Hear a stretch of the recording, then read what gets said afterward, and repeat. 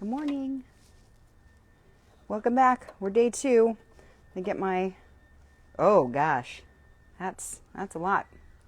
Getting my machine cleaned up just a little bit here before we get started. Make sure that it's not too terrible. Okay, put that back. Wait for some people to show up, and then we're gonna do day 2 of our self-binding blanket. Make sure I get that in there right. Do you remember the Sew Together Tuesday that I did, Hawk, and I forgot to put this back in? Yes. That was pretty exciting. I remember that. For some reason, it doesn't sew very well when you don't actually have the bobbin case in. Yeah, I've known about not having a bobbin in. I didn't even have the case. Good morning. Welcome to Sew Together Tuesday. Okay. All right. We got that taken care of. So now we are ready to sew, I think. So we're going to get started. Good morning. We're back. Yesterday we did the self-binding blanket. I always want to call it that. We did the self-binding blanket. So we did this little one yesterday, just a little guy, and I showed you all the steps to making a self-binding blanket. It's a super easy project. If you didn't get to watch it yesterday, you can watch it again on Facebook over on YouTube. And it is a great little project. It is one of my favorites because it's just so versatile. So this one we used a hide on the back and then the digital print on the front, which is super cute.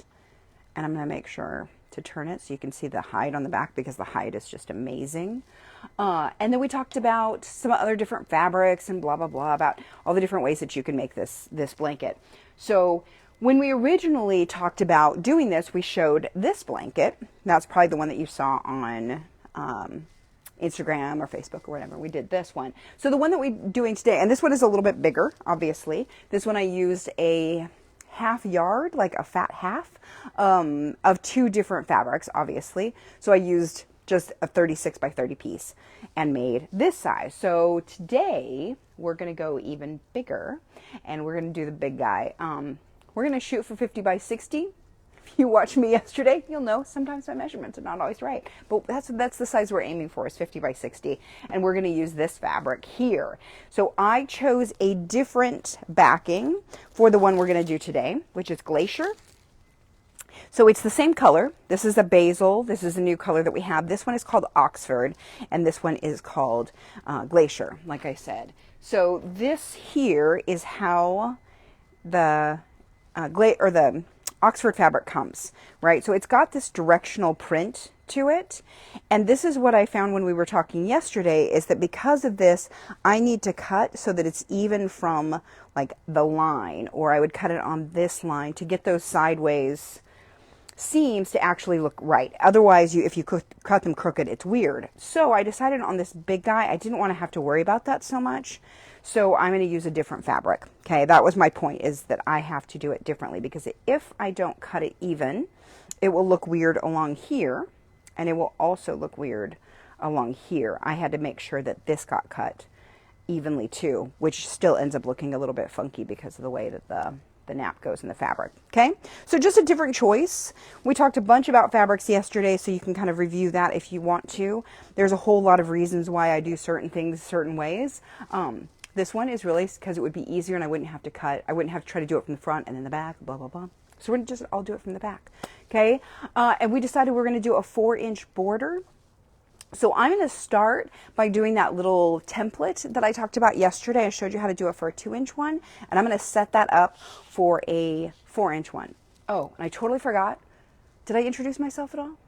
A little, yeah. A little? But okay. Also, we're gonna, is there a giveaway? Their giveaway and all that stuff. Like, I'm just like, I gotta make a blanket. I'm going. Okay, so I was just excited about it. So I'm Teresa Coates. I'm the National Educator for Shannon Fabric. So thanks for joining us for Sew Together Tuesday. If you would like to win a kit to make your own blanket like this, you can share this video with your sewing friends, and you'll be entered to win, and we will draw a winner at the end of the show today. Okay? I think that was the important part. All right. So the way that I'm going to do this is, if you watched yesterday, this will just be a little bit of a recap, but basically I'm going to make myself a template. I'm going to hope this goes as big as I want it to. It might not. I might be in trouble. Because 4 inches is going to be here, right? Okay. Sorry, now I'm thinking, because I'm like, oh, it might not go big enough. I should have brought up more pattern paper. Yeah. Looks like you got it. It looks like it's pretty darn close there. Okay. It's not quite the point that I wanted, but it's going to be close. Okay, so what I've done is my border is at 4 inches and 4 inches. So what I'm doing is I'm drawing this instead of drawing this on the fabric every time. So now I'm going to make myself a little template. Okay, so this will be my triangle. This is the way that I find the 45-degree mark for the mitered corners. Okay, so like I said, if that's it's new to you, recap yesterday's. Basically, we draw the border width. So there's 4 inches. Turn it. Draw it 4 inches, and then I use the little line in my ruler to make sure that I've lined it up so that my line that I draw here, my 45-degree line, will intersect those other 2 lines. All right, so now I've got almost a triangle. I'm going to use this is my rotary cutter that I use for paper, so I have a little fabric thing on it, so I know, just so y'all know, I'm not using, my good rotary cutter. Okay, so now I'm going to write on it. I was hoping I had I guess my Sharpie's over in the other room already. So I'm just going to write on here, self-binding blanket 4-inch border. Okay, so now I know how to make that corner piece. Yes? So how are you determining the proportion of the width of the border in relationship to the final size of the quilt that you want? Like how did I decide on 4-inch border? Yeah. Like that was some fancy words there, Hawk. Sorry. Just kidding. Really, it's just because I know I want it bigger. This one yesterday, I think we did this 2 inches. Is that correct? Yep, this is a 2-inch one. And I feel like this one I would actually probably prefer it if this were a lovey that I were going to give a kid or something. I would probably do this at 1.5 inches instead. I feel like this is a little bit too big for proportion wise. The 2 inches I feel like is really good for this size. I think that looks nice. So really it's just a matter of me figuring out what I think will look good. And so then when I looked at the ruler and I was like, okay, 4 inches at that 4-inch border and it's 50 by 60, like I just sort of imagined it in my head and that's what I was picking. So I was doing 4 or 5 inches. I feel like 5 inches would be too big. 4 inches is good.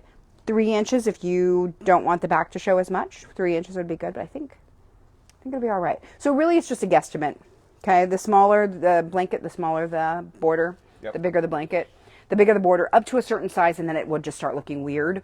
And I've seen them where they've done them really, really big, and I don't particularly like that look. I feel like if you get past a certain point, you have to do something with that border. Otherwise, it kind of is I don't know, it's an interesting thing on the side there. Okay. All right, so I've got so did this make sense? I hope everybody got that. So this is my border. This should technically come off here a little. Actually, I might show you guys a little trick that I do. Because this is 45 here. It's the same cut, yeah. It's the same cut, yep. Okay, and we're just gonna rip that. Okay, I'll get this to line up. So I can put it on here. On here. Now, do I have tape right here, or do I need to sew it on? I might need to sew it on. That sounds like fun. Let's sew paper. Okay. Put these 2 together. Hold it. This is what I do with my PDF patterns. So if you ever buy PDF patterns and then you are like have to tape them together. Oh, darn it. Did I just undo that? I think I did. I did. If you buy PDF patterns and you have to tape them together, I actually sew mine together, which you can totally do.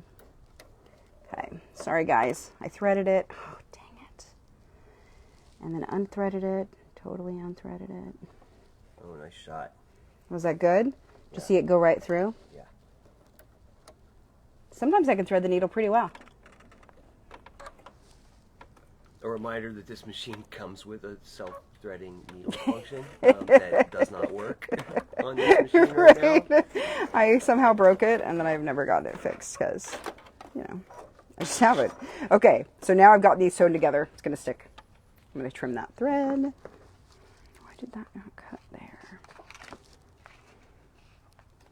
Okay.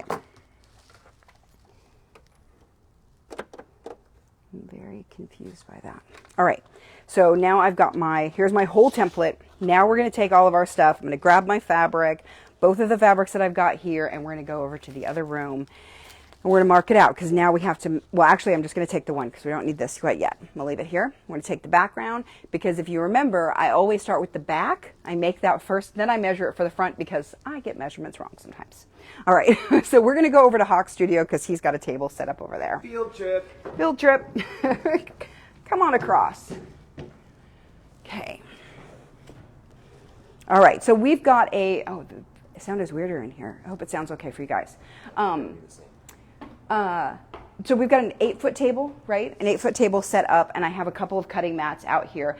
I did this, well, Hawk set it up, but we did this so that we can put it all out flat. That is the biggest thing with working with a lot of this is that you just need a place that you can get this fabric out.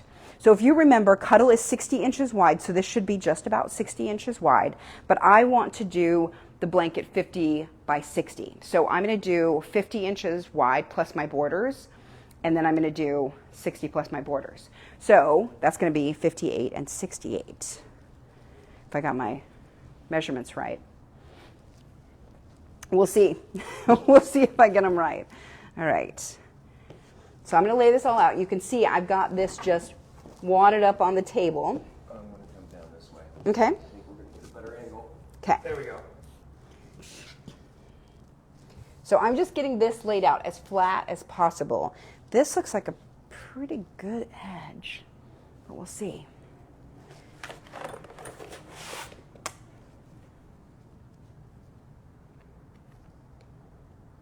That might be straight.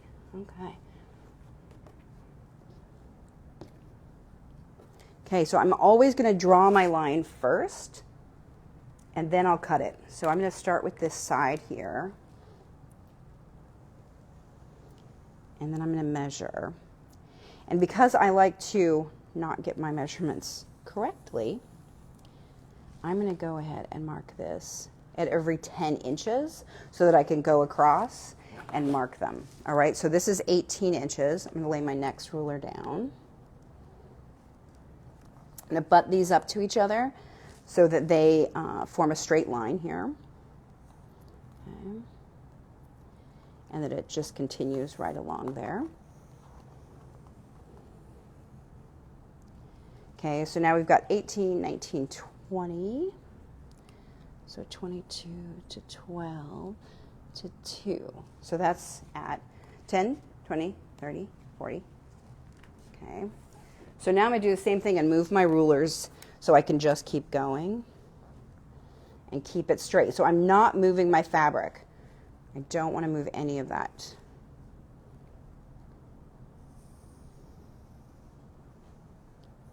Okay. So then, let's see, so that's at 15, then 5 is going to be the next 10. So that was what, 10, 20, 30, 40, 50. And then I need 8. Oh, look at it, I'm not going to get it. Oh no. Means I'm going to have to take a little inch off there. Okay. Let's see, so if I do this at 7, can I add an inch down there? I don't think I can. I think we have to do it slightly smaller. Sorry, guys. Okay, it's going to be slightly smaller. I'm looking. Coming down here. Do we have an inch? It doesn't look like it. We do not. Okay, so we're doing 57 inches. Remember how I've told you before it's 58, 60 wide? This one looks like it's 58 and a half or so. So not quite 60 wide. Okay, and I want to cut off the selvages because, so if you look at this, the selvage here looks a little bit funky.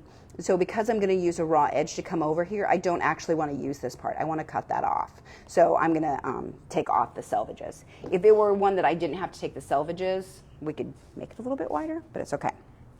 All right, so now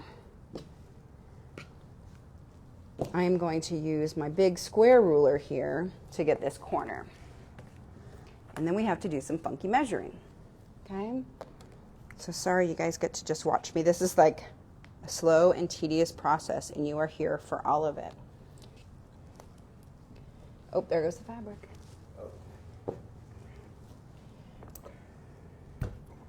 Okay. Big old industrial bolts we're going to use as pattern weights. Yeah. Weights. Yep.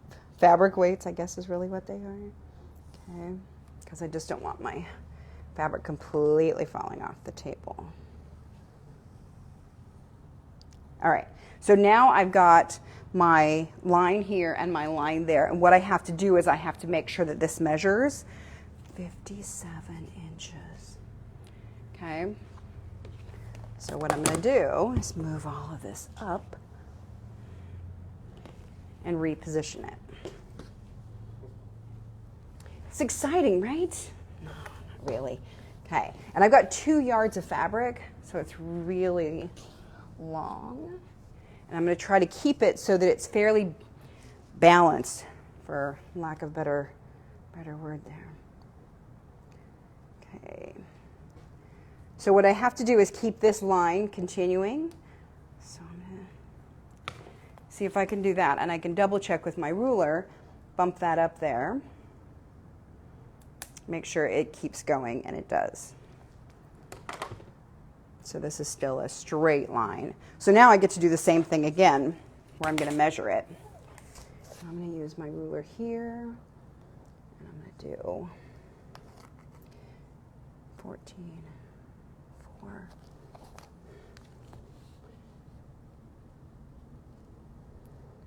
14 and 4. So 10, 20, 30, 40, and then 57, right? Okay, so that should be there. So now, look at that. It lined up. So I'm going to keep going. So one of the things that happens, though, is now I have to measure up this side. Okay, so it's just this like back and forth measuring thing. Okay, so let me put it up to 20. And here it's 10, 20. And then we need this to go up to 67. It was 68, but you're dropping it 1 inch on each dimension. Just so it'll be easier for me to remember. Yep. Yeah. That's all that is. Got it. Okay. All right, so there's there, and then if I do this 20, okay. And I can see that it's moved a little bit. Obviously I moved it, but I can see like the knit has shifted a little. So I'm trying to rearrange. Okay. So there's another, so 10, 20, 30, 40. So 2 more of those. Okay. All right.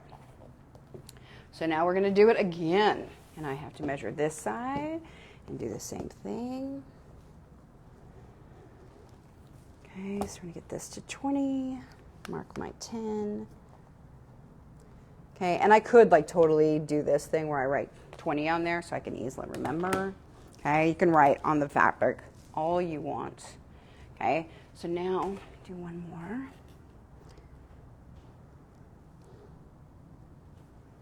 And then we'll pull the fabric up again. Okay, and I'm just letting it fall over each side so that it basically is fairly even at this point. When I'm pinning it, I'm really going to want to make sure that I don't have it falling off though. Okay. All right, do the same thing here. Keep measuring this up. So a question came through: why can't we fold and cut this? Why can't we cut this on the fold? Because it will never be accurate. Yeah, because the way that it works, because it's a knit fabric, trying to get it evenly on the fold is difficult. And then you're trying to cut through all those layers. So what happens is sometimes people want to do this. This is a great question, actually, is that you'll get it off the bolt, it's folded in half, and they'll want to fold it again and cut those ends. But because there's so much nap, it just shifts. And so you're not going to get a straight cut. You're not going to get a square or anything close to it. It's going to be wonky, and then you have to go back and fix it. So this just helps you to get it right from the beginning. Because otherwise, yeah, it'll be a little bit wonky. If you use a Cuddle 3, you could cut it with 2 layers, but I don't ever suggest cutting Luxe Cuddle with 2 layers. Definitely not 4. Okay, just because it is, it's thick, it's wibbly, it's wobbly, all that good stuff. Okay, so there was 20 30, 40, 50. Okay.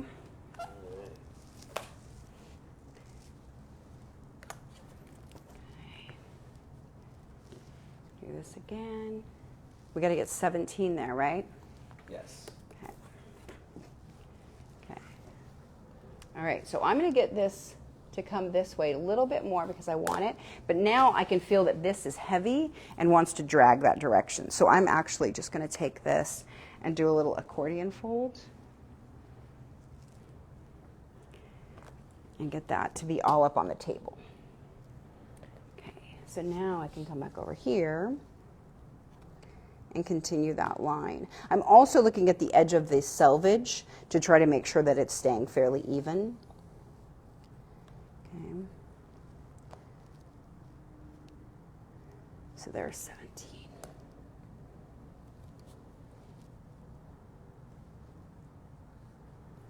Okay, this should be able to come off square there. All right.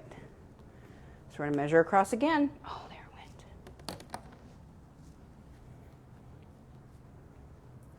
Okay. Here we go. Again. Slippery, slidey glacier. It really is. Okay, so 24, 10, 20, 30, 40, 57.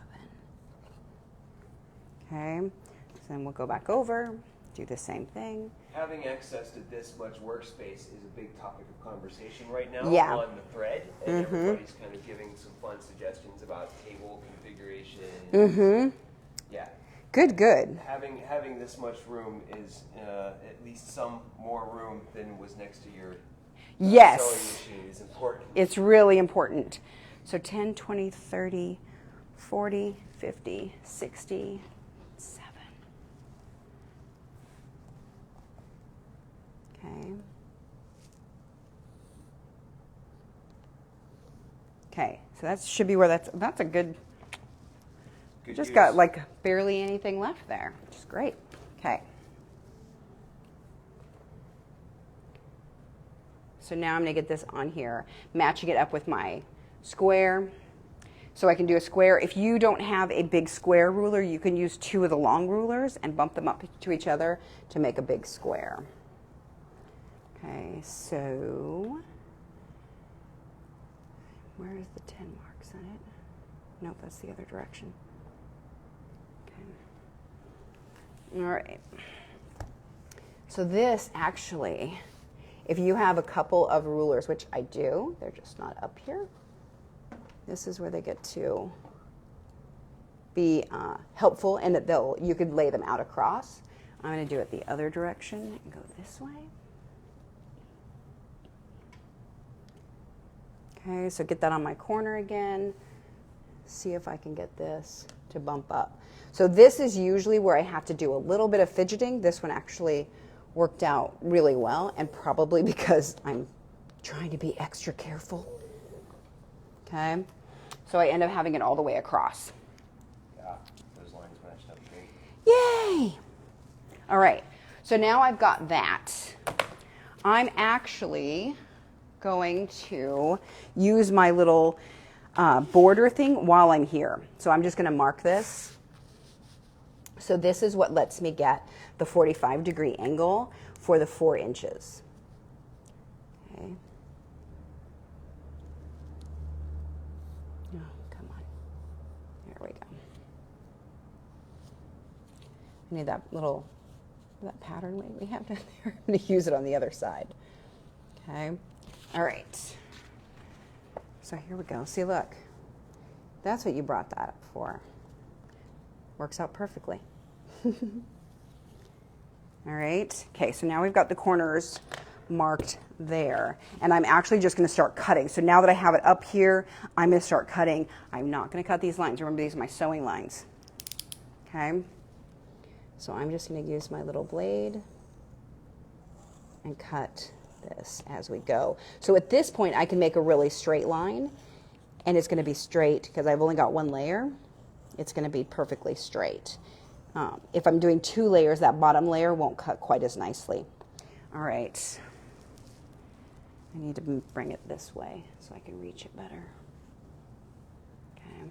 This is where I'm going to stick these guys on here because I don't want this shifting on me too much. I don't want it sliding away.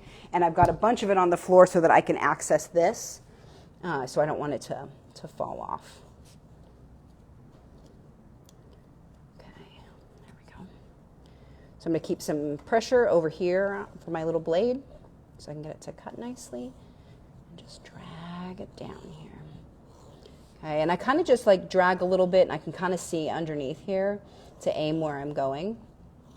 We want it to be fairly straight. You could cut this with a rotary cutter if you want. If you prefer that, you absolutely can. You could cut it with little scissors too. The blade is just fast and will keep the mess on here basically, so then I get this little soft edge. Yeah, my studio with all the oil paint around here appreciates you Yeah. making too much mess. We'll vacuum it real well. Yeah. Not like there isn't, cuddle dust all over the house. All over the house, exactly. This stuff floats, man. Yeah, and my studio up here, you guys can't really tell when we're in there, but like the walls don't go up to the ceiling, so it does like it floats up and out of there. It's pretty funny. I think it's pretty funny, but maybe not you so much. Hey, so this color, basil, Yes. Did they make this in a C3? I believe so. I love this color. It's really, really pretty. I like it too, Okay. actually. It's really nice. It's like almost kind of like army green, but not. Okay. Oh. Okay, So so everybody then. decided that mess is fine because it's over here. I see. See, that's how they work. That's how it works. The mess can be over here because it's yours. Exactly. It's always funny because in classes when we would do, It's fine. when we would do classes in stores, we'd always tell people, like, make sure that you leave the mess here. So come to class so you can do all of your cutting here. Leave the mess in the store. Exactly. So that's what I'm doing here. Okay, I'm just going to keep going. Okay, and you can see how that leaves a different edging because it's on the lengthwise of the grain and not the widthwise of the grain. Okay, so it's less mess and doesn't hang over the side nearly as much as the end. There we go. Okay, so really there's quite little mess compared to what it could be. Yeah. Okay, and this edge, don't forget it is the raw edge is going to be used on the front of the blanket. So we want it to be as straight as we can. Okay. We need to have a little cleaning crew that comes right behind us and just cleans this up so when we come back all the mess is gone. You mean Oompa Loompas? Yeah. We get Oompa Loompas? That would be really nice if we had Oompa Loompas here. Come on in here, clean it up for us. You know those fairies that clean up your sewing room? I wish. Okay. When working with I guess with now that we're talking about such big pieces, especially, the conversation has been, the question has been asked again: do you need to wash the fabric before? No. If you're using a red, I suggest that you pre-wash it. Anything else, no. Don't do that. At this point, after you cut it, you could throw it in the dryer and get the cuddle dust off. But yeah, there's no reason to wash it wet first. washcloth trick? Yep, exactly. The wet washcloth in the dryer knocks all of this dust off. So we're just going to have to deal with it kind of making a little bit of a mess. And we'll just deal with it. Okay, trying to keep all that up there. One more. This was actually a pretty straight cut that I did, or I didn't do it. I didn't do that straight cut off the bolt. Our sample cutter did. She's great. Okay. And this is one of those, so like this whole thing I have to be bent over. So if this is difficult for you, because I can definitely feel my back is like, oh yeah, you've been bent over for a while. You'll want to, you could use a little chair, or you can get those little bed risers that go underneath the legs. So make sure that when you're doing things that you're going to be bent over for a while, or that you are changing your position so that it isn't hurtful. Okay, you can also do this on the floor. I prefer the table. And make sure that you've got cutting mats underneath it. So I'm lucky and I have two that I was able to put them both out here. You might have to move yours along as you go if you don't have two. Yeah, does anybody else have that thing where no matter how bad the cutting board is, you don't throw it away? So you just have like a pile of cutting boards that are... Cutting mats, yeah. Cutting mats that are just bordering on trash. Yeah, this would be a great place to use those. Yeah, and if you use a cutting mat, too much, like you do have to replace them every once in a while, but you can definitely reuse them for things like this where we don't have to do rotary cutting. We just want something under it so that we're not cutting the table. All right, almost there.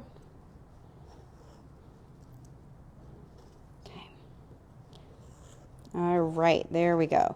Okay, so now the end of that blade too. It might be. So it was a lot. Okay, so now I've got all of this. I'm going to try to move it over here without doing too much pulling, shaking, any of that good stuff. All right, and now I'm going to do my corners over here.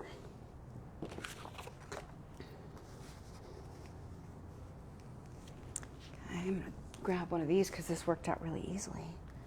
I like that.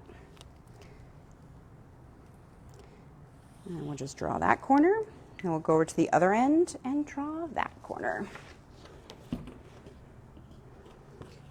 Okay. Yeah, you can't go too fast too either when you're moving across the table.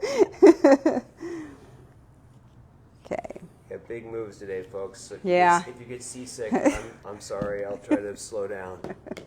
Yeah, sorry. Okay, so now I've got my corners marked, so now I get to go sew the corners. Okay. The other thing that I want to do before I actually go and sew it is I'm going to mark a place on the side here with my ruler that's 4 inches. And the reason I want to do that is I want to have a place in the middle that I can easily tell where the border is supposed to be. And I'll explain why a little bit later. Okay. So I'm just going to move this just a little. In the pattern, I think that it tells you to draw the line all the way around the quilt, and I never do, or the blanket. And I never do. And I only draw this, as you'll notice, on the big one and not the small guy. Well, that's an interesting question. Okay, I'm gonna read this one word for word. Okay. Does the fabric break down a lot? In my household, some of the family has touch sensory issues and will tend to rub the same spots over and over. Mm-hmm. So, like, will the nap rub off? No. Right. Yeah, no, this fabric, we work really hard to make good fabric, and so this one actually wears really, really well. You're not going to get like little bald spots in it. It will wear after a while, and especially, yeah, sometimes kids with real sensory issues will definitely rub things raw, including fabric. So at some point you may have to replace it, but yeah, it's going to take a long time and a lot of wear. So it's a great choice for that. And the texture is so, there's so many different textures that it's a great fabric for anything where people have sensory issues, and if they want to fidget or if they just want the smooth. This is a great fabric for that. Okay, so I've got this 4 sides marked, and I've got my corners marked. So now we can go sew it. Okay, ready? Yeah. Let's do it. Okay. I'm going to try to take it gently over there and give it a little shake in the studio. I'm also just going to have a green front from now on. And we're back. Okay, give it a little shake over here. All right, so now we'll bring it over here. I have green thread in my machine today because I wanted it to match, because this is one that it will show a little bit, so I'm being good, but you don't have to. You could totally just use a medium gray if you wanted to. I just happen to have like a dark green color because I like this one. Okay, so I'm going to fold this in half. So you remember we fold up the raw edge at the corner to a point. I'm going to bring this over, make sure that my edges match, or my line matches. So if I stab this through, it's pretty close. Move it over just a little and get that nice and straight. Okay, I'm going to put this in here so I can kind of keep that edge matched because it's too big for me to hold it and pin it. So I like over here, I can't keep this nice and taut. So I'm just going to pin it. It'll keep it where I want it to be. And then I'm going to pin on either side of this line. Okay, because this is my sewing line. So going back to this color, it will be available in C3, but it has not been released yet. Got it. Okay, so in case you couldn't hear that, the C3 of this color isn't released yet, but it will be. So we will, that'll be coming out this fall at some point. It's a super pretty color. I think we have something else with this too. I can't remember what it is. Okay. Ellen asked what size the blanket will be. The blanket will be about 50 by 60. Yes. We'll see. We'll see how big it is. That's what I'm aiming for. 49 by 59. Yeah. But with the fuzz, I think it's going to end up a little bit bigger. We'll see. We'll see. Yeah, I'm not holding myself to anything. I'm just letting it be. We're not sewing ourselves into corners today. Right. No, we're just sewing corners today. Okay. Get those to match up. Do a little pin. Do the same thing. So you can see I'm pinning on either side of the line. Okay. I'm not going to pin over the line. So I'm not going to pin down this like that because I don't want to have to take the pins out. And I just want it to hold in place for me. So I'm going to do it on either side and sew in between those pins. So the C3 is Cuddle 3. Yeah. It's the 3mm nap, and it's all very, sort of a consistent nap as opposed to the thicker. Correct. Yeah. Right. It'll be more like this. This is a print that's on the digital. It's a slightly smaller one, but it's that same smooth nap. That's what the C3 or Cuddle 3 is. Yeah, and it's exactly why we call it that. You listen. All right, there we go. There's a little sample of the C3 in a different color just to confuse the issue. But that's what Cuddle 3 is, or There we C3. go. And I'm calling it C3 for short. Yep, because that's what we do. All right. Yeah, that is actually one of my favorite colors, too. Yesterday when we were making blankets, I was trying to find something that would match that, and I didn't have anything, which is surprising because I really like it. So, all right. So now I've got this all pinned. Put that through a little bit better because I didn't really get the back side too well. Okay, so I've got pins on either side, and I'm going to sew all 4 of these corners. All right, so come on over. And you're going to notice that I'm going to keep this on the table as much as I possibly can, and it's going to get a little bit funky when we're pinning the sides because it's going to be a lot, but I want to keep it all the weight on the table. And I'm just going to sew all 4 of these. I'm going to stick it in underneath the foot. Completely. I'm going to try to keep it as even as possible is what I was doing there. Then I can take this pin out, put my foot down, and I'm just going to sew backwards. What am I on? 2.5. I'm going to up that to a 3 stitch length. Back all the way up to the edge. So you can see I had, I don't know, 6 stitches or so I had to do. I always just try to get it completely under and then back stitch to the raw edge. And in this case, it's super critical to start on the angle side and not the fold side. Right. This project is one where we definitely want to sew from the raw edge to the fold every time. All right. So it's not cutting my bobbin thread. That's weird. Okay. I may have, wait, let me check my stitches. I'm gonna rethread this just in case that's what's happening. This isn't, yeah, looks like it wasn't quite threaded right. Okay. Make sure that is correct. So I'm going to go back over that just to make sure that I've got a nice secure seam, because I'd be really sad if I got this all done and then I had to fix that corner. Okay, so I'm just going to re-stitch it, make sure that my seam is secure. Yeah, now it cut it, so that was a good little signal that something was messed up. Okay, so I'm going to put it all the way underneath, take the pin out, then I'll back stitch, and then forward, Guide it right along that line. So we don't have to be super duper precise, obviously, because the Sharpie line is sort of wide. But it needs to be as straight as we can. And again. Okay. Back stitch and forward. Okay. Some fundamentals while we're like, so they're just here on this video too. What needle are you using? It is a 9014 stretch needle, and I'm using Mettler thread, Gutermann thread, Gutermann today. Yep. And I realize I have a blue bobbin in there, and I need to change that, so don't let me forget. Because I have it. Okay, where's my other corner? There it is. Whew, there are 4. I had to find it. Okay, so at this point, it's fine that I have a blue bobbin. I'm not sure why I just noticed that. Y'all probably saw that and were like, what is she doing? Yeah, it's because I had black in the top yesterday. And I had a blue bobbin, but I do have a green one.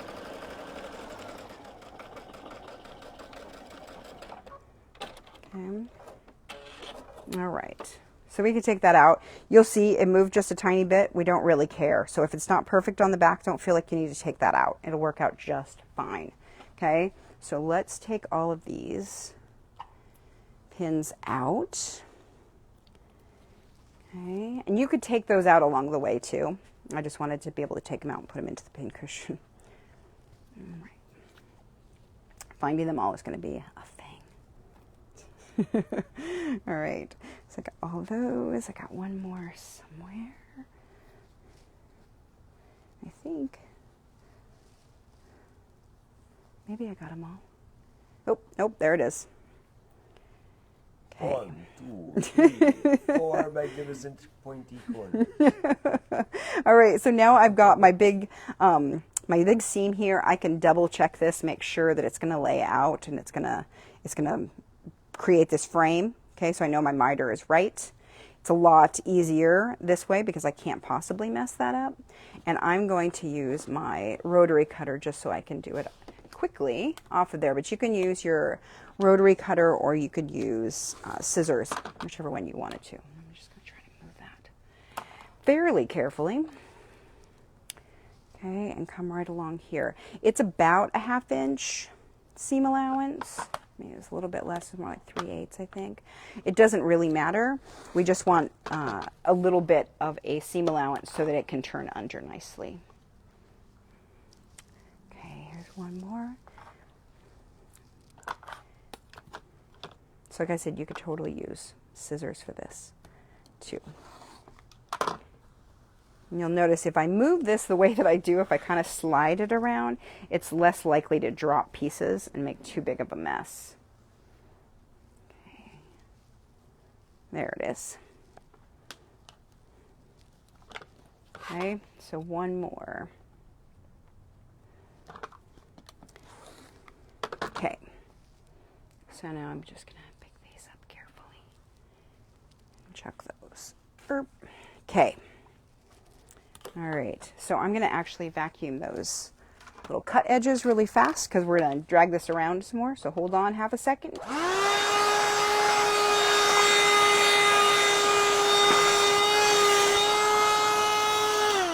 Okay, I had 3. Where's number 4? They keep losing themselves in here. There was 4 of them. That's it.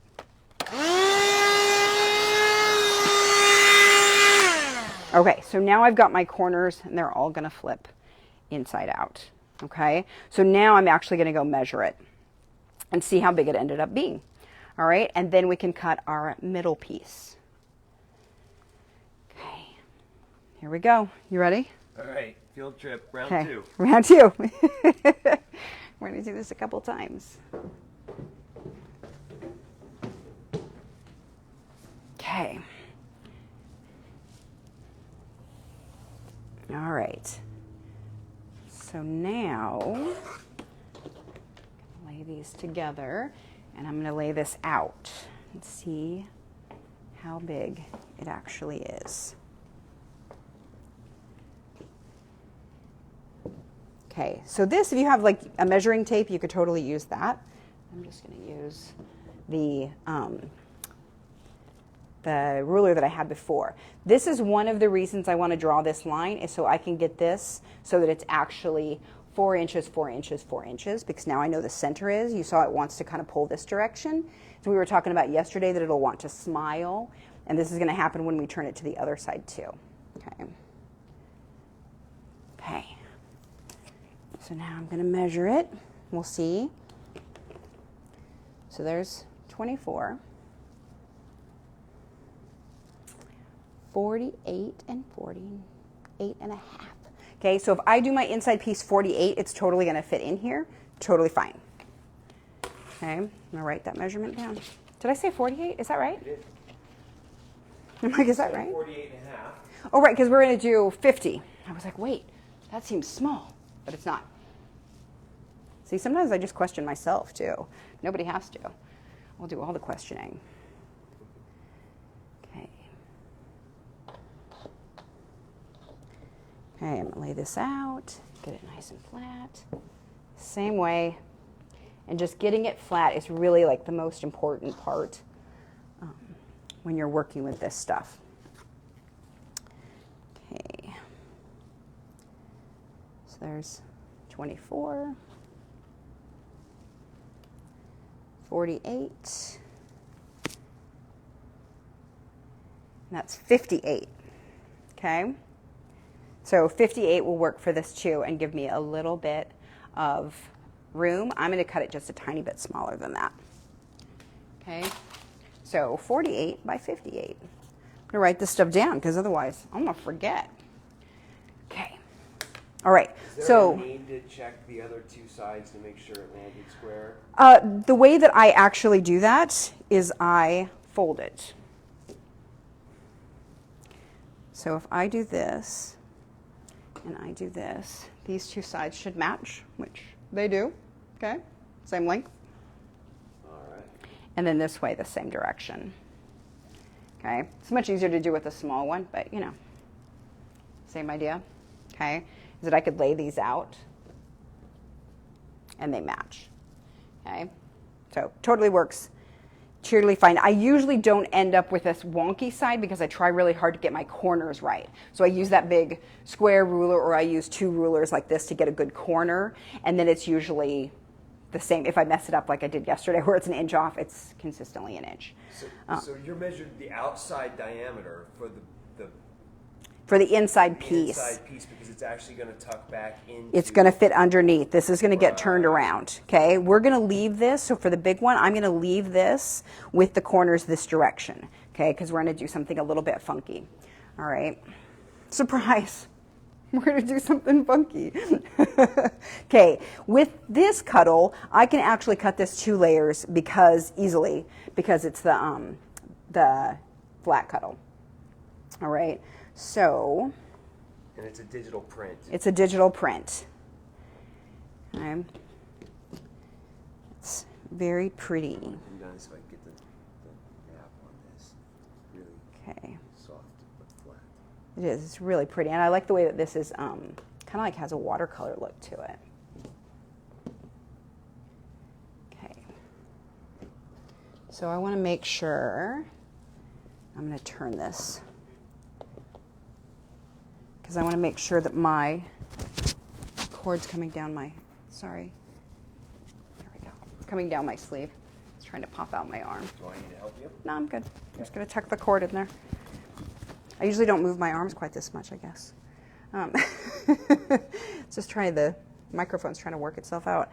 Okay, so I want to make sure that this is square here at the end. It's pretty darn close. So I'm going to, did I bring my rotary in here? I don't think so. Hold on. Entertain them for a second, Hawk. Okay. Just kidding. I have the microphone. Ha ha. All right. Sorry. Forgot the rotary. All right. So what I want, we're back. So what I want to do is make sure that this is straight. So I'm going to check it out on here. I'm going to trim off just the edge of it. just to make sure that this is going to go straight. So what I'm doing is I'm looking at this line and getting the fold right on there so I don't have to do this out straight. Okay, you absolutely could. There would be nothing wrong with laying this out flat to do it, but because it's such a thin cuddle and it's not going to move a lot, we're okay doing it this way. Okay.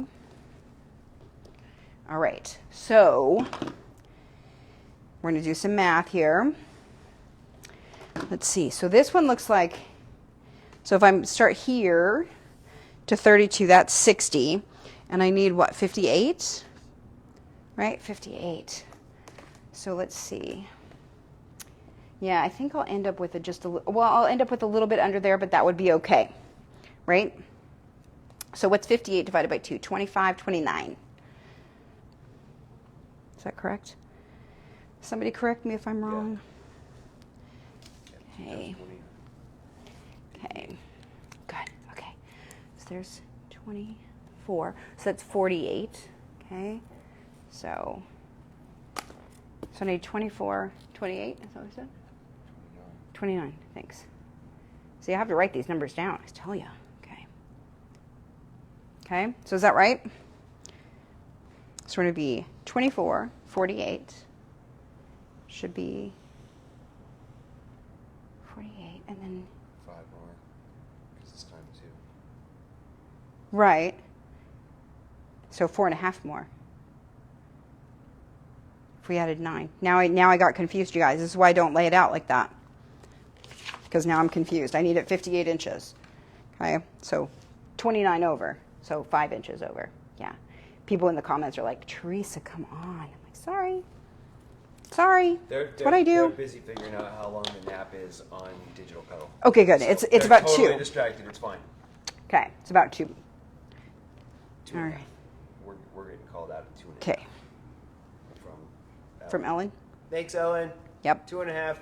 Okay. Millimeter nap on the Digital Cuddle. Okay, I'm trying to get this so that I could actually cut it, which is not working the way that I want it to.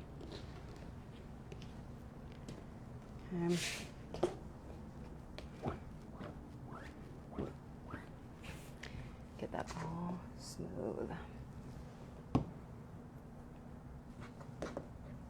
Okay, so this one has to be the 48 cut, which means it's this long, 48.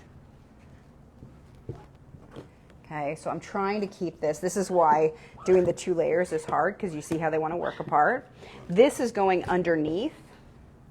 So if it's not quite as perfect, I'm okay with that. The top one has to be correct. Okay.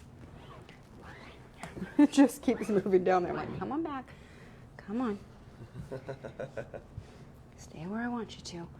Okay, I'm going to put my ruler on, and that might help just a little bit to get it to stick where I want to. Okay. So we know it's straight from the top. So I'm going to use my ruler. And I'm just going to kind of eyeball this because I do get to put it underneath. So if it's not perfect, it'll be fine. Okay. So I'm going to mark that because that's my 24.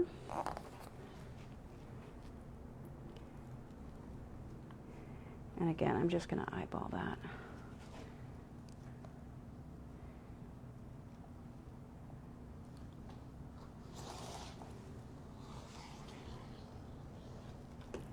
Went over the little hump there. All right, so there we go.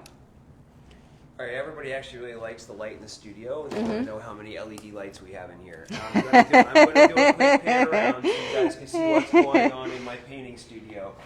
Because seriously, I don't have a single light on in here. Nope, it's no lights. I have them, but they're not on, and it is because I have that. Yep. And you were kind of able to see it in a reflection of the rulers earlier, and I tried to move that reflection away. But anyway, yeah, this is all natural light over here. Which is why the light is really good. Camper. Very happy painter. Okay. So you can see with this one, I get to be a lot less perfect. And then we're just going to hope that I did it right, because my brain went sideways there on the math. I do have some daylight fixtures, just like she uses daylight fixtures over in her studio for the sewing machine and sort of general workspace light. And I just got this really lovely easel. So in case you couldn't hear him, like I don't know how well the sound is working, but yeah, it's a daylight light. So Daylight Company, it's the easel lamp. Yeah. We just got that. It's super nice. Ta-da! So that'll light up his easel. Yeah, so all the light is from that skylight above. Okay, we'll see if this was right, babe. All right. Okay.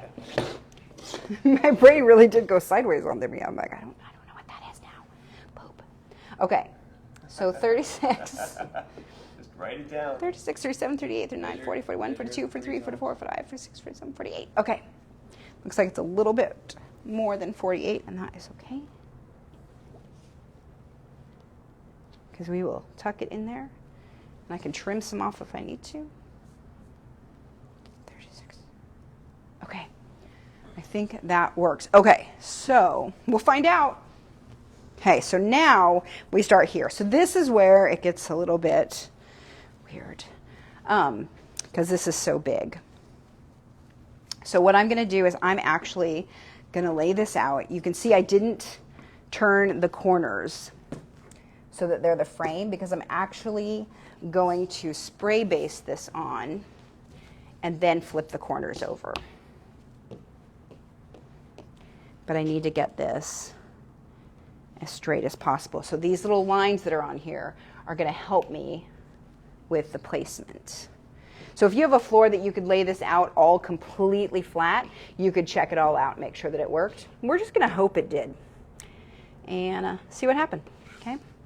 All right, so I got that fold, that on the fold, and then we have this guy, which should fit in the other direction.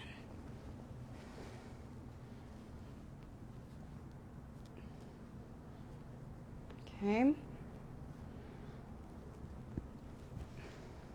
Look at that, it fits. Oh my gosh. Okay, maybe it'll fit the other direction too. Wouldn't that be great, Hawk, if it fits both ways? Almost like you planned it. Except it doesn't always work as well as I want it to, but I'm going to try. Okay. So I'm going to just spray base this a little bit. I don't have to be super duper careful. I'm just using the 505 spray. I'm just going to spray the back of it. Technically, you should have stuff covering it. Oh, did you see it? Sorry. Yeah, it's OD. The OD 505 spray.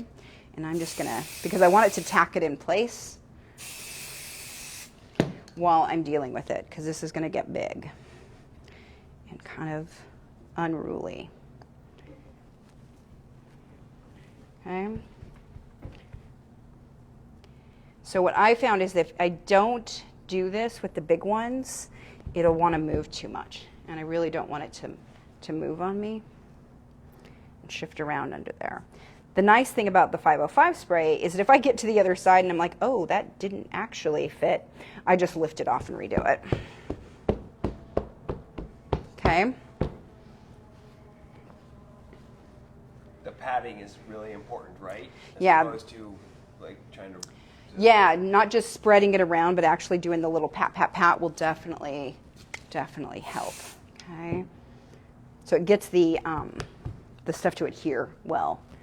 All right. So now I'm going to spray this. And we'll just roll this up and get it to stick down. Okay, so if ideally, it'd be great if I had two of these tables next to each other, because I could actually lay this out. We've had a couple of stores that I've taught at that's been in their sewing room. It's two of these big tables next to each other, and you can lay the whole thing out flat, which is great. Works really well for the large blankets or the strip quilts too. Okay, I think that can go over now. I don't think it's gonna fall away from me too much. We're just going to keep going, and I'm just trying to keep the spray, on the fabric here. It doesn't matter which whether you spray the print fabric or the background fabric, in the middle or the back, either one of them. And I'm just going to lay it out evenly. It just needs to be within these lines. That's what those lines help me with. Just making sure that it's going to fit. Okay. And again. Okay. Get that up there, and I'm going to stick these guys on either end so it can't go anywhere. Okay. And then we're going to spray some more.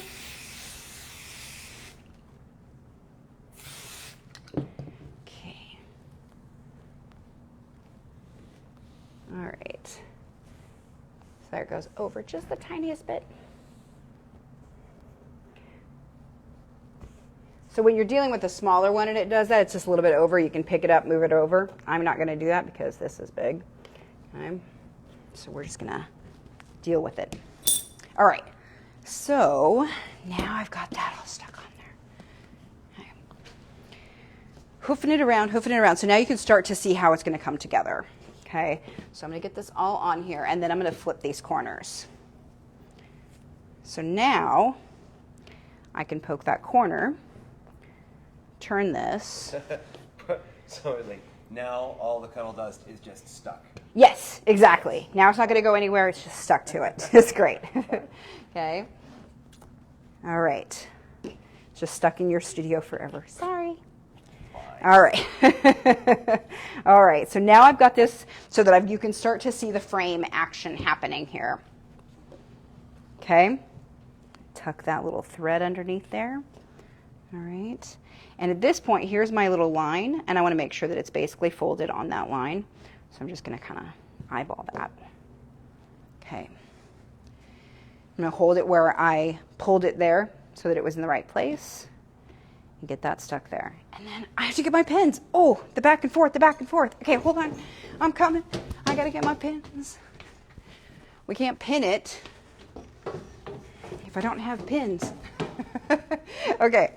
All right, so I'm going to start up here, and I'm going to stick it in the corner. Okay, I'm going to do one over here. And I'm going to do one at this corner. Okay, and I'm going to pin just a little bit in here, and then I'll work my way around. Okay, so I'm just going to add a few pins in the side here to hold it so it's not going to shift too much. Because it has the basting spray under it as well, it's really not going to shift much. Okay. So I'm going to do the same thing. Here's my little fold line. Bring it over. Okay. Stick that little pin in there. Do the same thing over here. Two interesting questions. One, the Yep. OD spray washes out. Yes. So you won't have that after the first time you wash it. Right. And because all Cuddle products are knit fabric, it's okay for us to just leave the raw edge, and it doesn't Correct. unravel. Yes. So because it's a knit fabric, it's not gonna unravel. It's not gonna go anywhere. We don't have to turn it under at all, which is great. Okay. We totally use that to our advantage because it has that quality of being a knit. Okay, I'm not measuring these edges yet, and I will check those before I pin, but I'm just trying to get this all into the frame right now. Okay. So I'm going to turn that.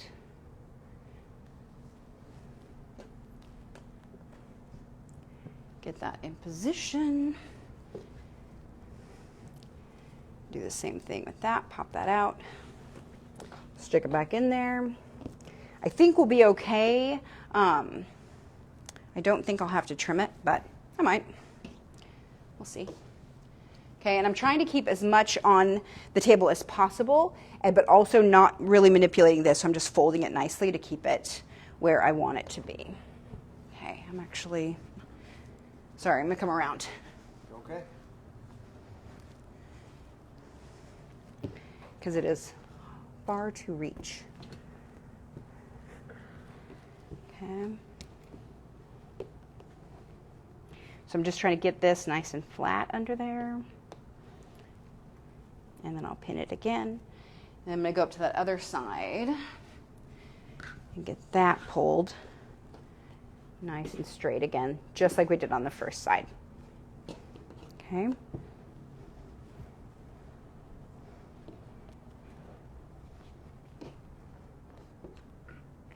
Give it a little tug, find where my line is. Where's my line? There it is.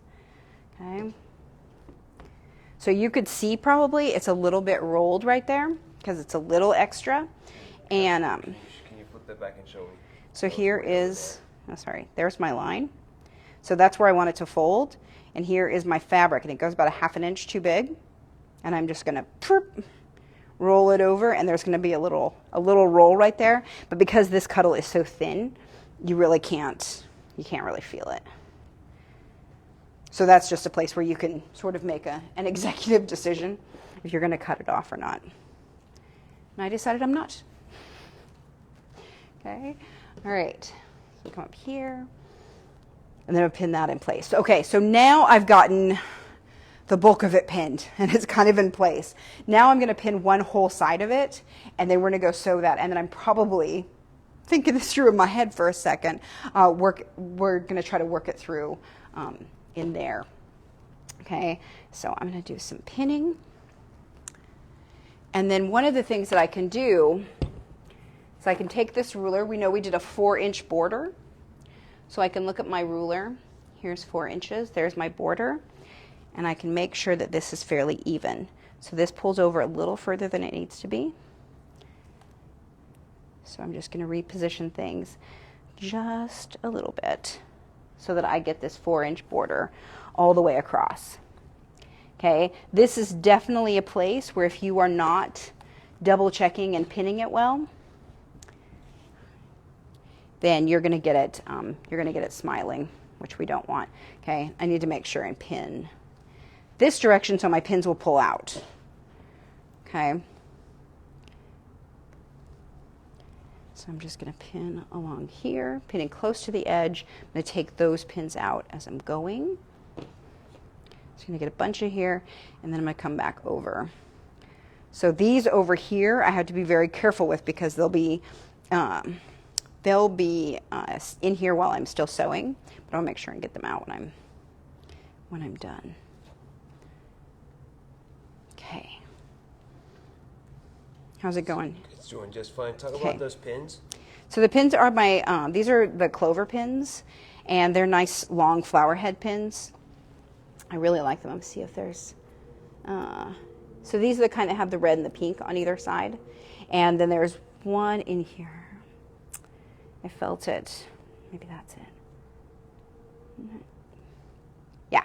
So this one is the stronger pin from Clover. This is one that comes in the box. So they kind of look the same because this has that coral color on it, but this is actually a stronger pin. So this one bends quite a bit and this one doesn't. Okay. So these are stronger pins, and I like these a lot. I like them both a lot, but these guys really, they don't bend at all. So it makes them really good. For this blanket, using the regular pins, these pink and red ones work totally fine. When I'm doing a cuddle strip quilt, the box ones are so much better because they really don't bend. Okay. All right, we're gonna come up here, measure that just a little bit. See if I can, I'm gonna use up all of my pins and then we're gonna move. Okay. All right, so with that, I was just making sure I've got my 4 inches so that it's consistent. And then I'll do some pinning. Okay, I'm also going to try something that I haven't done before, but I think might work, is to use some of those big jumbo clips. So I'm going to try that in there. Okay, I might be able to get all the way across the top and do this in two segments. Okay, all right. So now I'm going to do the same thing and measure with my ruler again, see if it's right. Looks pretty good. Okay, and just pin some more. Okay. So this project, if you saw yesterday, you can do this with all sorts of stuff. I do recommend if you're going to do one this big that using the Cuddle the regular Cuddle, the C3, in the middle is a little bit easier than using, like we did one was Luxe and Luxe, and I feel like that one would be a lot more, would a lot be heavier and a little bit more difficult to do. Okay. All right. Okay, so what we're going to do is we're going to start at that corner and work our way around. Okay, ready? Yeah. All right, let's do it. And we're moving. And we're moving. We're going to come back over to the other studio. Okay, I'm going to put my little vacuum away because I don't need that anymore. And now we're going to sew it. Okay, so this is important that we keep it all up onto the table. So if you do not have a large table that you are by your sewing machine, make sure that you can bring an ironing board over, a little side table. You can move it to your dining room table. Whatever you do, you want to make sure that you've got lots of table for it to sit on. Okay, now I have to find, where did I pin it? There we go. Okay, so I'm going to put it on a zigzag. I'm going to do a 5 and a 5 because I just want to bury these threads in there. So I'm going to do a nice wide zigzag. I'm going to change, put my green thread in there. Remember to put the green bobbin in. I know, I'm so proud of myself. I remembered. Awesome. Yay. It's really only because I saw it when I looked over there and I was like, oh, right. Don't forget. Okay, so I'm going to stick this baby under there, and I'm going to start right at the corner. I'm going to trim that little blue thread out because you can see it's so dark that it's pretty visible, and I don't want to fight that later. So I'm going to put this under, get it up to the corner, and then we're just going to sew for a while. Okay, so I'm going to do a little lock stitch, and just like always, I'm going to do a 5 wide, 5 long zigzag. And so I know that when my little zig comes down over here, it's going to be right by that line. So I'm going to make sure that my raw edge is running right by that. Okay. All right. Let's do it. Let's see what happens. Okay. Oops, sorry. Okay, and I'm going to leave the pins in over on the right. And I'm going to take that pin out as close to it as I can so that I have the holding down ability for as long as I can use it. Okay, all these pins. So the second row of pins will help so that it doesn't shift as I'm going. Okay, I could feel it dragging. So I could see it sort of move over, and that's because it was being pulled. Excuse me. Sorry. Okay, I'll make sure. Okay, so I was trying to see the edge of it, and I was having a hard time. So I just had to move stuff for a second. Okay, and you could pin more or less depending on how slippery the fabric is and how you're working with it. Okay, I can see it starting to push forward just a little bit, mostly because I'm sewing fast, because that's going to start to happen. So I'm going to keep my little stiletto in here and let it sort of feed underneath the foot and make up for it. So I'll be a little more careful. Okay. I'm just gonna keep going. So I'm keeping an eye on my raw edge, and that little line is what I'm looking at while I'm sewing here, and trying to use my hand back here to kind of guide it in the right direction.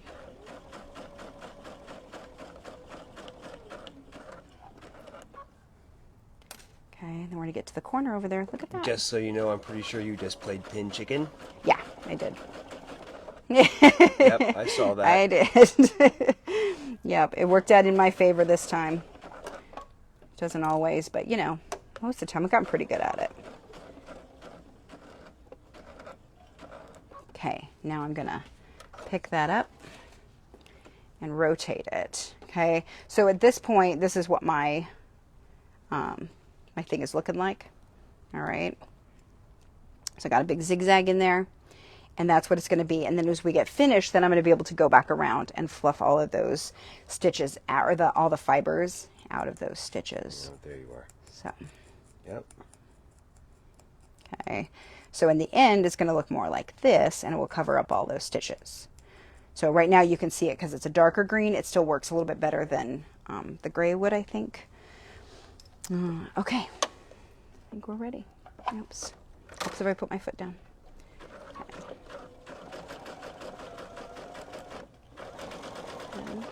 So be careful when you're doing this, because just like with the strip quilts, you just end up having 1,000,001 pins in there, and it can really, you could stab yourself pretty good. I'm going to turn on that little light again, and that's going to come down. I had it set up yesterday so that it's coming down right on the left side of the zigzag, so I can sort of aim that for the raw edge that I can see. Okay.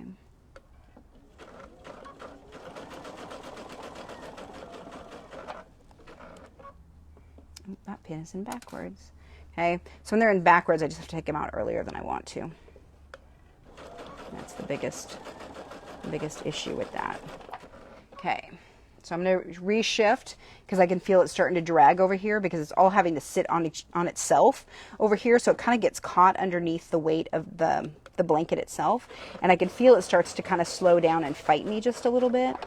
That's when I know, okay, I need to shift things just a little. Okay, I'm just gonna keep going. Keep going, keep going. All right, do we have any other? We're really using that left hand, even though you have the digital dual feed, but you're also guiding the fabric in the back. I totally am. So a lot of times when people want to sew with it, they want to shove it toward the foot to get it to go through. And really, I just keep a hand back here, and I just kind of guide it through with that hand, as I'm just trying to help it find the right way. I'm not pulling it per se, I'm just guiding it. Okay, I can give it a little bit of a tug if I feel at some point like it's having a little bit of a hard time, like over a seam or something. Sometimes I'll, not on this blanket, but on other things, I'll kind of give it a little pull. But most of the time it's really just guiding it through. Okay, just a little bit reshift. All right, so now I'm going to get to this other corner, and that's as far as I pinned because I ran out of pins, right? So we're going to get up to here. I'm going to stop it, and we're going to repin just a little bit.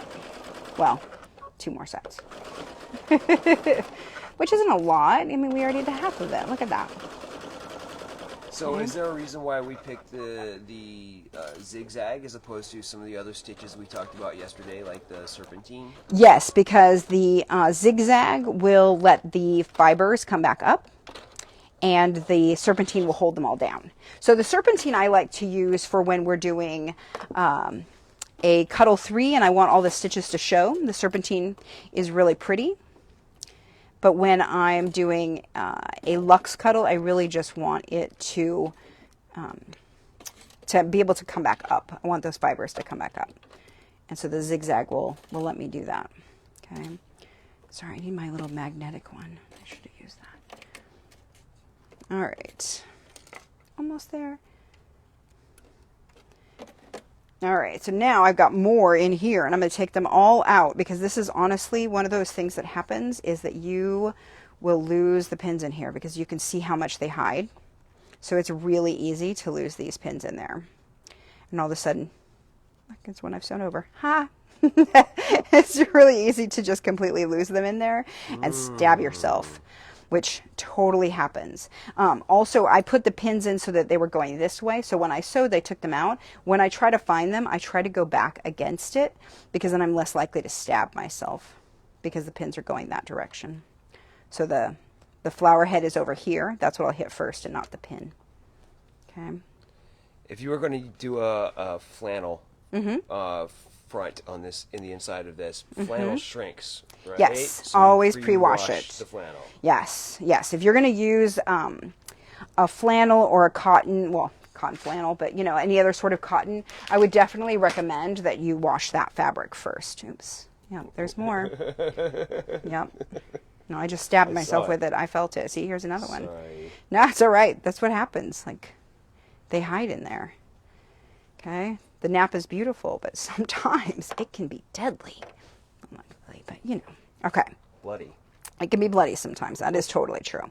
All right, so I'm going to get this as flat as possible. I had it pinned at the corner. I took the pin out because I got there. And now I've got a couple other pins along the way to keep this in position. Plus it is basted in place.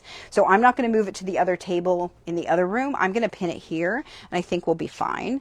And I'm just going to just pin along this edge. Okay. We'll keep those so that we can take them out as we go. And I like to keep them fairly close to each other. Sometimes I get lazy about it and I don't. Oh, we didn't check. Where's my... I need to check the... Yeah. Make sure it's 4 inches still. Exactly. Looks a little narrow. It looks like it gets a little narrow over here. And it did.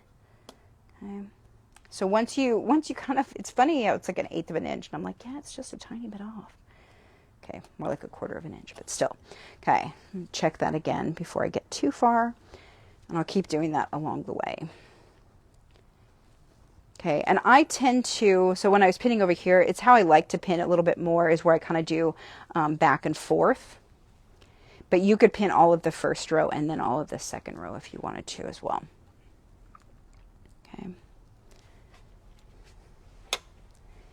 Move that up. Get the rest of that up there. Okay, this will be a little bit easier because it's definitely my shorter side. Okay. Now pin this some more and make sure that when you're pinning, you can see that it's a little bit funky. It would be easier for me to pin this direction, but what I don't want is the head to be on this side when it's going underneath the foot. I want it to be on this end so that as I'm sewing it, I'm just going to take it out really easily. Okay, so it seems like kind of like I'm making the pinning more difficult for myself than it needs to be, but actually will make the sewing part much easier. All right. So many pins. This is why you have to invest in, you know, the box and the all the other stuff, the card too. All right, so here comes the 4th side. Get that nice and flat. Make sure that's all under there. And then I'll measure again, make sure that my 4 inches is actually 4 inches. So when I'm looking on here too, I'm trying to find a place where like the nap swirls down and I can see that raw edge, and it's a little bit easier. Okay. Just hold that in place and do it. Oh, let me show you these. So these pins here, oopsie, these are Bowen pins, and you might have these. These are super strong, crazy pins, but don't use them because of on these projects because of this big ball. This will sometimes get caught underneath your foot, and then it gets stuck. And that totally happens because people will want to use them over here. And what happens is this gets stuck underneath the walking foot, like in the where the needle goes. Can you show that part? Good point. It'll get stuck in here. Okay, and this is where the needle comes down. It'll get stuck. So don't use these pins. So they're in there, but I use them for other reasons. Okay, I've seen those used in class a bunch of times, and I have to tell people, don't use them. Sorry, they're good pins. They're really strong, but they're not for this project.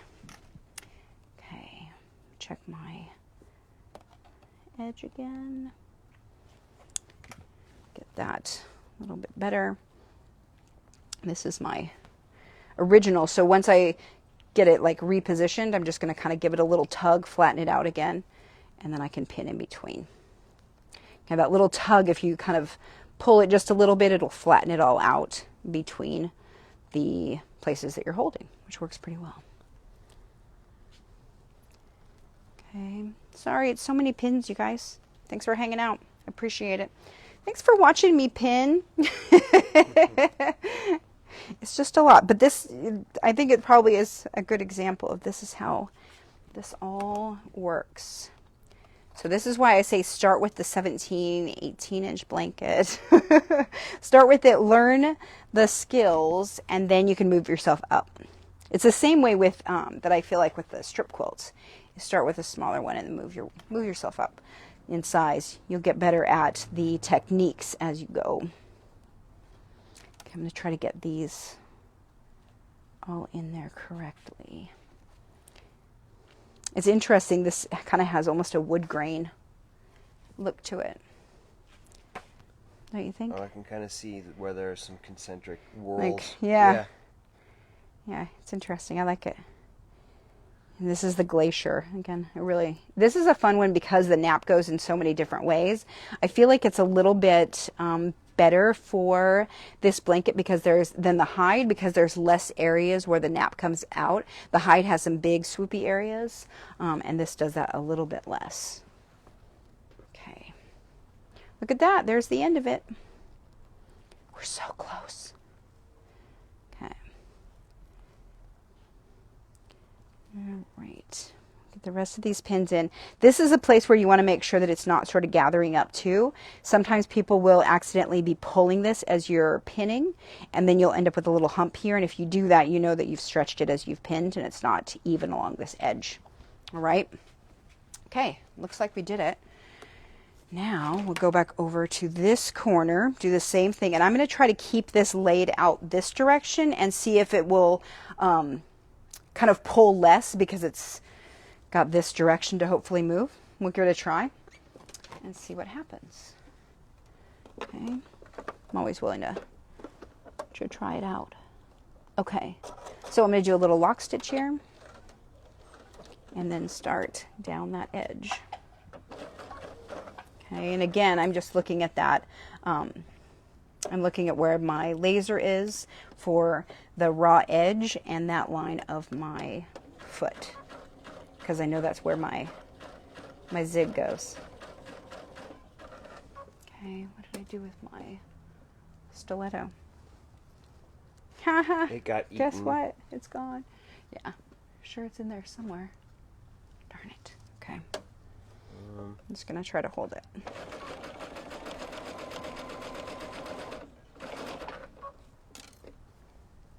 Okay, and all I'm trying to do here is just keep this nice and flat as it's feeding underneath the foot. You can see how it kind of wiggles every time. Like when I stop, it'll always like move over. And so just be aware of that as you're sewing, that sometimes it'll look like it's, well, it will. It'll try to move other places. It's not even going to look like it's trying to move. It is trying to move. Okay. So we're just trying to keep it in place with my hands, with the tools. Okay, and again, it's a 5-5 zigzag. Is that the stiletto falling? It was! Yay! I found it. It was in front of the machine. 5-5 zigzag is the easiest one. If you are doing this, if you decide to do it with a cuddle on the outside, you could absolutely do, like we were talking about, the serpentine or something like that. But with any sort of luxe cuddle, I just recommend the zigzag. If your machine does not go up to a 5-5, just do it as wide and as long as your machine will do it. And of course, make sure that you've got a walking foot and the stretch needle and all that good stuff. Okay, this is kind of a nice project because a lot of machines can handle this one because it's the 2 layers of luxe and then a layer of cuddle in there. It's not super duper thick. There we go. You can feel there's another one. There it is. They really do hide in there. Bring this back over here because I don't want that corner to shift on me. Sometimes that happens. And I want that corner to stay where it's at, but I want the pin far enough away that I'm not going to sew on it. It's a lot of nap right there. I'm trying to figure out where the corner actually is. Got it. So what sewing machine are you using that has a fancy laser on it? Yeah, so this is a Baby Lock Crescendo, and from Baby Lock Sewing. And I love this machine. So yeah, it's a very good one, and it powers through all the cuddle, which is fab. Okay. You also have a Bernina downstairs that has a walking foot as well, and it works with the cuddle really well. Yep, and I have even sewn cuddle on my little featherweight. As long as you have a walking foot, it will work. Definitely, these simpler projects are better for that than, like a strip quilt. But yeah, lots of machines will take it. The biggest thing is just making sure that you've got that walking foot on there. Okay, this one is interesting because as I sew here, the nap is going this direction, so it's kind of hard to see where things are, and it really wants to fight it. So this is going to be an area that I'm definitely going to have to go back over and take it out of the nap because it will lay in there really kind of weird because the nap is going the other direction. Okay. And you can see I'm just sort of aiming and not really able to see because of the way that the nap goes, but really this helps. I can put this here. I can see where my laser is ending. I can stab this through all the layers and then just aim it toward that. Okay. Try to move this stuff around. Get it to be in the right position so it's not weighing on it and pulling it too far away from where I want it to be. In general, how many layers of Cuddle should you expect your sewing machine to be able to handle? It really depends on the sewing machine, how much they can.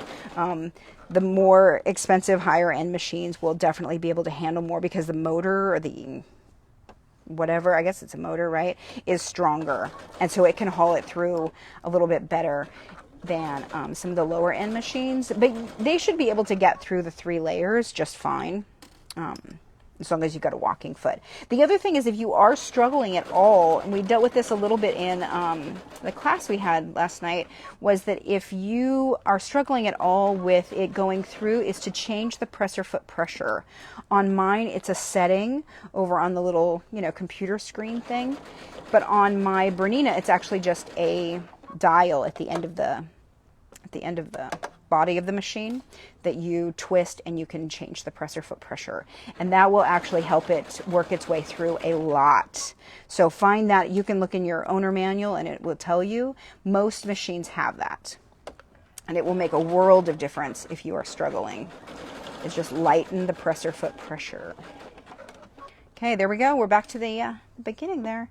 Ta-da. Okay, come over here.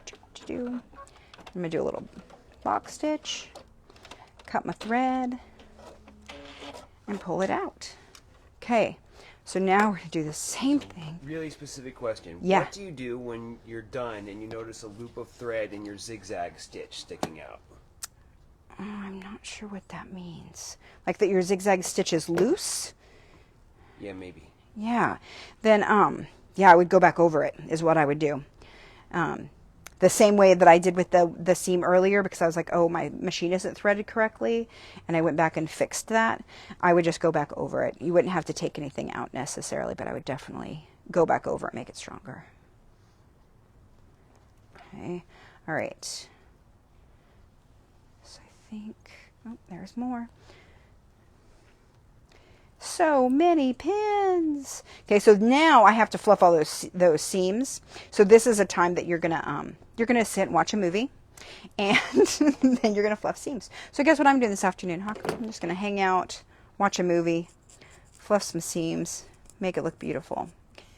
Sounds awesome. Okay, probably Can I not, help? but yeah, you can grab a corner, start fluffing. Oops, there's another one. So see, these pins, they will hide. So before you give it to anybody, but as you're working through it, gently give it a little squeeze, not too hard.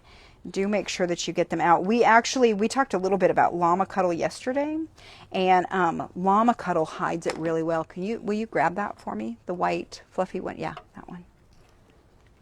Okay. So this is one that makes a beautiful self-binding blanket, self-binding blanket. Okay. But if I stick these in here, these pins will basically, they can just disappear. Okay, it's like, yeah, gone. And if it works around a little bit, I really can't see it. Murder pins. Murder pins. Right, exactly. The new thing for 2020. So if you use a Llama Cuddle, it makes a really cute blanket, but be very careful with those pins and make sure that you take them out. I remember teaching at a store, and she had used a bunch of pins, and she had actually used some that were like the glass head pins. So she hadn't even used flathead, which will completely hide in there. And we spent a good while after class feeling around the edge of it. Oh, there's one. Okay, take it out. I couldn't squeeze. No, there's one. Because she was giving it to a grandbaby, and the last thing you want to do is give it, with a pin in it. So be really, really careful with the pins. So that's what I was doing here. Now I could go back over and I could stitch these corners down. We talked about that yesterday, just doing a little stitch in the ditch basically, and sticking those down. I'm actually going to try this for a little bit, use it, and see how I feel about those corners. I feel like with these bigger ones, I'm going to want that.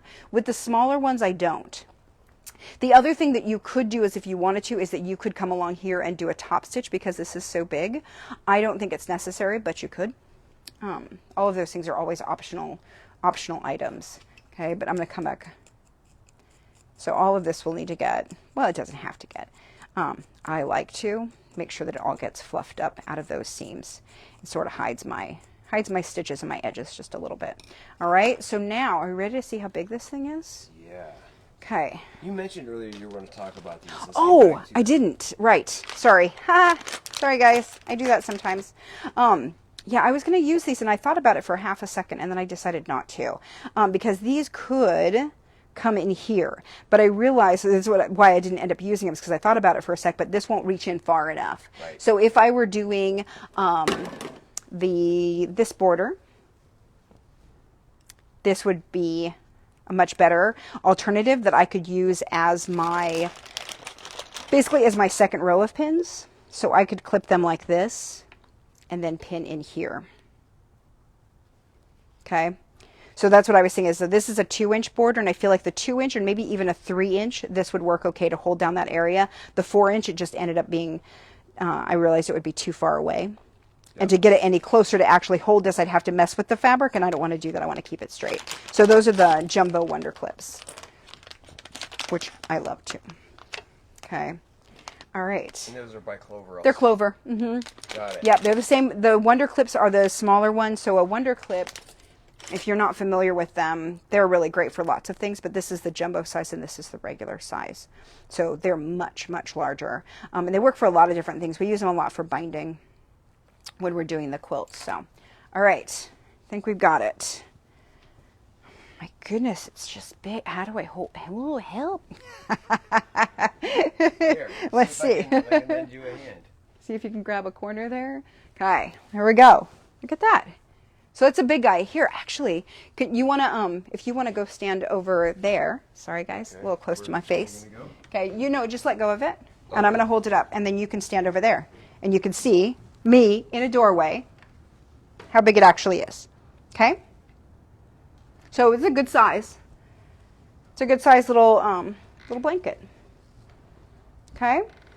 Ta-da. You'll notice that I did not worry about the nap today, because this is one that, like, the nap I don't feel like is directional so much. And interestingly, the Cuddle 3, the digital Cuddle, is actually, so not Cuddle 3, digital Cuddle is actually, the nap isn't quite as apparent in that. So it wasn't something that I worried about. All right, ready? Yeah. Okay. Okay, so that gives you a better idea of how big this one is in comparison. So that brings up a question. Okay. You didn't quilt any of the middle Nope. of that. Nope, and I'm not going to. No, absolutely not. So this becomes like a throw, in that we just leave the middle. So you can, if I pick this up, I mean, you can see if I move this around. Repeat that question. I think I was. Oh, sorry. That I didn't quilt the middle of it at all. So I'm not sewing in the middle of it. I'm not going to do anything to it. And really it's because if I move this around, the Cuddle backing sticks to itself. So I can do whatever I want with this, and I don't have to worry about making sure to grab both sides because they kind of just stick together already. So they work together really nicely. I don't need to quilt it to keep it in position, and there's no batting in it. So I don't have to quilt it to keep the batting together. So there's no reason to quilt this. If you wanted to, you totally could. For me, I feel like that takes more time that I wouldn't want to do. Let's see. Yeah, so that Ellen was passing along that question about tacking it or quilting it, and absolutely not needed at all. The same with the luxe throws that we do, where you take 2 yards of fabric, sew them together envelope style, you turn it inside out, and they just stick to each other. Okay, so there's no reason to do that. I can still pull this apart. Okay, so it's definitely 2 layers, but it's going to stick together just fine. It also has some tacking in there right now, but I could pull that all apart and it's still gonna be just fine. Somebody noticed that even though this blanket is significantly bigger than the blanket we made yesterday, it's basically been the same amount of time. Yeah. We worked through it pretty fast today. We had gone over a bunch of stuff yesterday, but yeah, not too bad. So honestly, like from start to finish, we just started with the 2 yards of fabric is what I had for each of the different fabrics, was 2 yards of each, and we worked through the whole thing. So it took about an hour and a half to make the whole blanket. So there you go. And that was with, you know, me talking and going back and forth. So it's an easy hour project and a great one to use. So it can be one that we were talking about yesterday that you're going to pair that like the snowboard fabric. So if you've got, you know, a teenage grandkid or son who is super into snowboarding, or you have a little kid who's really into, oh, it's somewhere up there. I don't know. That's not it. It's up there somewhere. I put all my samples away.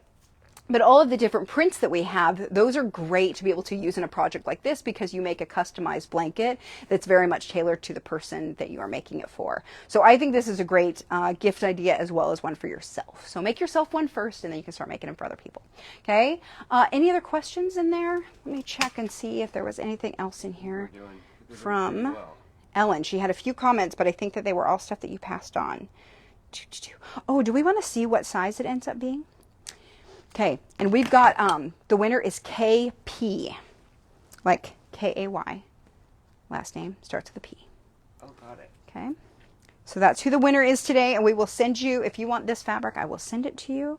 Okay, so I'm just measuring this in half, obviously, because my ruler is not, my mat is not that big. So this ends up being 29, so 29, so it ends up being like 58, okay. And then let's do this direction. We'll see if I was close, right? So this one should be about 48. We'll see. So it should be about 24 inches. Here, I've got it on the fold. Look at that. So this one ends up being almost 50. It's like 49 and a half. Okay, so there we go. So there's my little fold. All right, so just about 50 by 60. Look at that. I did it, you guys. Thankfully, thankfully, it doesn't have to be an exact size. So the biggest thing, the biggest takeaways from doing the larger one that I want you to get is that you need to mark like an edge on the side so that you have your border width. Okay, you remember how I did that on the back side, that you can spray base that center to keep it in position a lot better, and it'll be much easier to sew if you spray base that. With the smaller ones, I don't find that it's necessary. The larger ones, it does make it much, much easier. Make sure that you do your double pinning, and just take your time with it, getting it as flat as possible when you're doing all the measuring. Okay, super duper great project, fun to do. Thanks for doing a big guy with me today. I appreciate it. We don't do these big projects very often.